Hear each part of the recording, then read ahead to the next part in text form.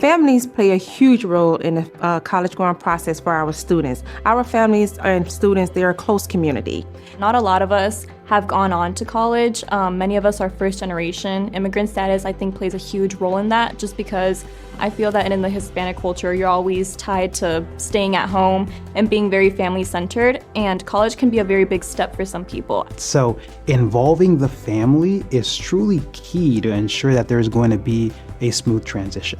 If the family's not on board, I have seen instances in when students may not decide to pursue higher education because the entire family unit does not have a firm understanding of the value that it truly brings. I believe that one of the barriers that high school students experience when transitioning to higher education is the lack of knowledge. So a lot of students, we can't say like, why don't you apply for a scholarship? Why don't you do this? Why don't you focus on your GPA? If they don't know that's something that matters when transitioning.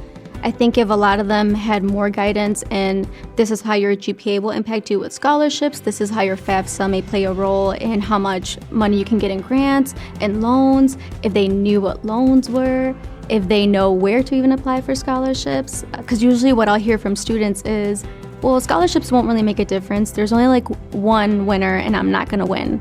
Or even if there's 20 winners, they're always thinking they're not gonna win. I would say the greatest barrier could be a lack of information, but at the same time would be an over-excess of information. For me, when I did start the application process to colleges, it did get semi-overwhelming just having an abundance of information from different colleges, but trying to see where you would fit in exactly. Financial aid definitely impacts students in their decisions and regarding whether they want to attend a university, whether it's a 2-year college or a 4-year university.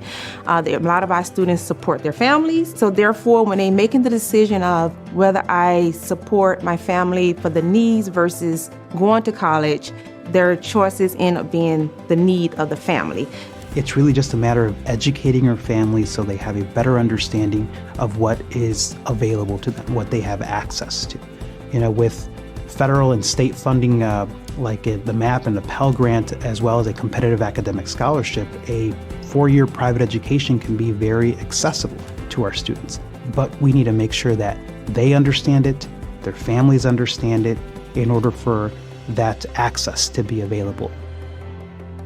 I would describe the FAFSA process this year as challenging. The past few years, they had their challenges as well. However, this year being that we had the issues of the Social Security number process, being on paper, the processing through the government. So explaining how the IRS is connected with the Department of Education and this FAFSA, how the schools attain the FAFSA. The parents, a lot of them didn't know how it even started to where it ended. So just explaining to them who looks at their information, what happens with their information, was something that a lot of them really could have used since years before, because all I kept hearing from a lot of them was we were just gonna give up and maybe not even go to school this year because we were not gonna be able to afford it. I think doing it online and such, with having the FAFSA still not fully complete when it was supposed to be for students, was actually really hard, especially for my fellow peers, just because of their parents' document issues and such. That is something that's very personal and something that luckily I didn't have to struggle with, but I did have to struggle with corrections as well as being able to find the time to fully fill it out. My advice to higher education institutions would be to really try to partner like Aurora University does with districts just like District 131, because it really does make a difference. I think a lot of that involves making sure students can visualize themselves at that college, at that institution, at any point during their high school or middle school or even elementary school career. Not only do we bring students to campus, that also means bringing our departments to them. I learned about Aurora University when I was in 5th grade. And throughout my time in school, they were always at events and always answering questions. So they were the first university that really made college seem like it could come true for me.